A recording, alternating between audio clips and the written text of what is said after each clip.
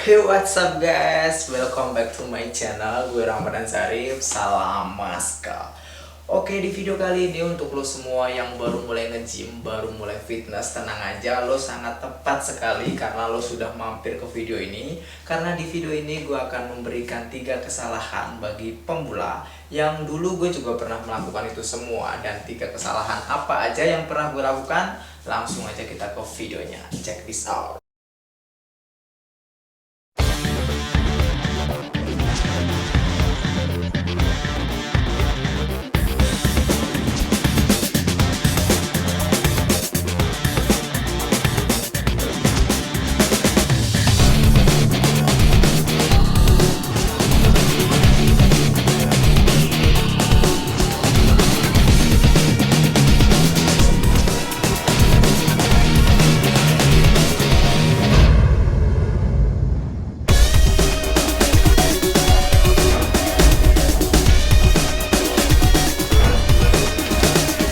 Dan seperti biasanya, sebelum kita mulai pembahasannya, untuk lo semua gue minta tolong subscribe channel ini dengan klik tombol merah di bawah ini.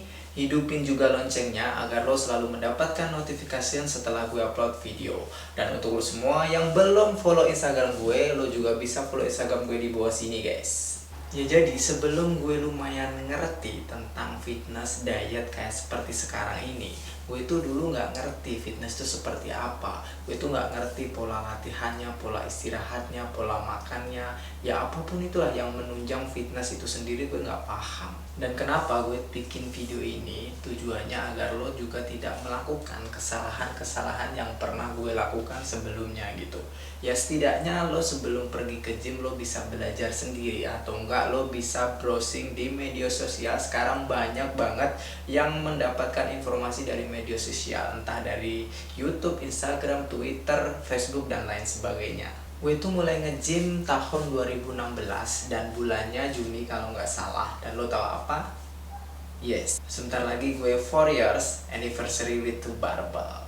Dan waktu pertama kali nge-gym, berat badan gue itu di kisaran 50 sampai 51-an kilo gitu. Dan body fat gue sekitar 15 sampai 20%. Kebetulan kategori badan gue itu kayak ectomorph, jadi nggak terlalu gemuk dan nggak terlalu kurus gitu.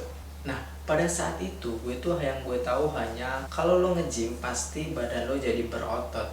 Dan gue nggak tahu penunjang-penunjang keberhasilannya itu apa, kayak pola makan dan lain sebagainya. Jadi gue nge-gym ngasal selama kurang lebih kayak 3 bulan gitu. Dan selama 3 bulan itu gue merasakan kayak ada progres di dalam tubuh gue. Dan di saat itu juga lagi gencar-gencarnya kayak OCD gitu yang dikeluarkan oleh Deddy Corbuzier. Gue juga melakukannya dan logikanya kalau gue melakukan OCD pasti intake kalori gue pasti menurun. Tapi pada kenyataannya di waktu itu berat badan gue jadi malah meningkat dari yang 50-51 menjadi 55 dalam waktu 3-4 bulan gitu, which is mungkin berat badan atau lemak gue turun dan massa otot gue naik gitu. Dan waktu itu juga badan gue lebih kelihatan lean karena berat badan gue juga naik menjadi 55 kilo. Dan anehnya itu progresnya sekitar 3-5 bulan aja, sampai tahun 2016 pertengahan gue udah kayak nggak merasakan progresnya dalam tubuh gue kayak udah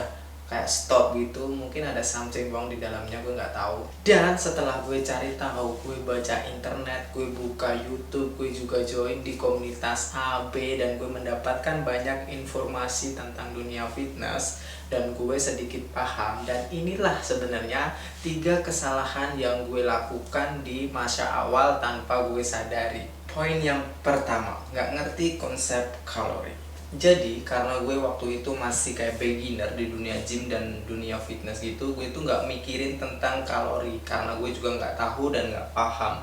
Dan mungkin misalnya kayak gue harus naikin berat badan, gue harus surplus kalori, gue nurunin berat badan, gue harus defisit kalori, dan gue itu nggak menjalankan itu semua. Gue makan kayak orang pada umumnya gitu, misalnya satu hari ya 3 kali. Dan mungkin waktu itu gue Senin bisa surplus kalori, Selasa bisa defisit kalori, dan Rabunya gue bisa maintain kalori. Dan anehnya gue itu nggak masuk di program bulk maupun cutting. Alhasil badan gue ya cuma gitu-gitu aja karena gue nggak ngetrack kalori yang masuk ke dalam tubuh gue. Massa otot gue naik juga enggak, body fat gue turun juga enggak. Dan di masa itu, di tahun 2016, mungkin kalau gue mencukupi protein 1 kali berat badan, ya mungkin udah syukur kali ya. Poin yang kedua, nggak ngerti program latihan. Jadi, program latihan gue dulu tuh kayak sampah cuy. Serius, gue tuh nggak paham yang namanya latihan tuh bagaimana. Dalam 1 minggu, gue tuh bisa latihan sekitar 3 kali. Misalnya, Senin gue lakuin chest tricep. Selasanya gue off, Rabunya gue melakukan back bicep, dan Kamisnya off lagi. Jumatnya gue melakukan leg atau kaki. Dan gue latihan leg itu yang sederhana-sederhana, misalnya leg extensor dan leg curl. Gue nggak melakukan sekuat karena capek cuy, serius. Karena program awal gue itu sebenarnya full body. Nggak full body juga sih, gue 3 bulan nggak main kaki. Dan gue tuh masih ingat banget pertama kali gue latihan itu, gue pertama pegang alat pendek butterfly itu 1 set, lanjut ke lat pull down itu 1 set, cable row 1 set, dan gue lakuin sebanyak 3 set. Dan gue itu hanya kayak gitu-gitu aja latihannya selama 3 bulan. Sebenarnya gue juga nggak paham otot mana saja yang bisa dilatih gitu. Dan suatu ketika ada old school atau member lain itu datang nyamperin gue, dia bilang, "Mas, kalau latihan alat ini dan ini tuh tidak boleh digabung, which is pendek dan lat pull down. Kalau yang ini sama ini, lat pull down sama cable row itu boleh digabung karena back, dan yang pendek itu sebenarnya untuk dada." Jadi kalau kita mau latihan itu harus kita bisa beda-bedain, Mas. Anjing kampretnya. Dan setelah itu, setelah gue mendapatkan pencerahan dari si member old school, gue langsung coba search di Google dan gue nemuin program latihan yang bagus, kalau nggak salah di bodybuilding.com, dan gue lakuin selama 3-5 bulan. Nah, kenapa gue bilang program itu program sampah? Karena lo hanya bisa melatih masa otot lo 1 kali dalam 1 minggu. Padahal 1 minggu itu gue bisa latihan 3 kali. Seharusnya gue ngelakuin full body workout atau enggak split body. Misalnya hari Senin gue ngelakuin upper, Selasanya gue off, Rabunya gue ngelakuin lower, Kamisnya off, dan Jumatnya gue lakuin full body. Dan kalau lo melakukan program itu, at least lo bisa melatih 1 otot sebanyak 2 kali dalam 1 minggu. Kenapa begitu? Karena recovery otot itu selama 48 jam. Buat apa lo setiap melakukan chest dan harus menunggu minggu depannya lagi untuk melakukan chest lagi? Padahal Senin lo latihan, Selasa lo recovery, dan berarti Rabu, Kamis, Jumat seharusnya lo bisa mainin otot itu lagi. Dan misalnya kurang jelas dan lo ingin lebih paham lagi, nanti gue akan tulis di deskripsi, lo juga bisa baca di situ guys. Lanjut ke poin yang ketiga, kurangnya jam tidur. Dan dulu yang gue tahu itu penambahan massa otot itu kalau kita berada di gym. Setiap kita melakukan repetisi, otot kita akan bertambah. Sit man.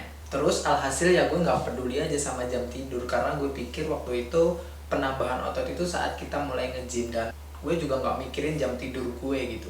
Dan mungkin kalau dihitung-hitung tidur gue emang sangat kurang sih. Gue 1 hari itu mungkin hanya 5 jam, 6 jam, dan seharusnya gue bisa lebih dari itu. Karena waktu itu sebenarnya gue juga nggak terlalu sibuk, dan sebenarnya gue tahu kalau tidur yang cukup itu bagus untuk kesehatan, dan gue nggak taunya kalau recovery atau pertumbuhan massa otot itu terjadi pada saat kita tidur guys. Dan untuk intinya, lo tuh semua kalau mau nge-gym harus punya target lo masuk dalam kondisi bulk atau masuk dalam kondisi cutting. Lo pada saat ini harus surplus kalori atau defisit kalori. Jadi jangan cuman asal nge-gym doang, otot lo nggak akan kemana-mana, massa otot lo nggak akan naik, body fat lo juga nggak akan turun. Jadi lo harus punya target. Dalam beberapa bulan ini lo ingin naikin massa otot atau nurunin body fat, which is itu bulking atau cutting.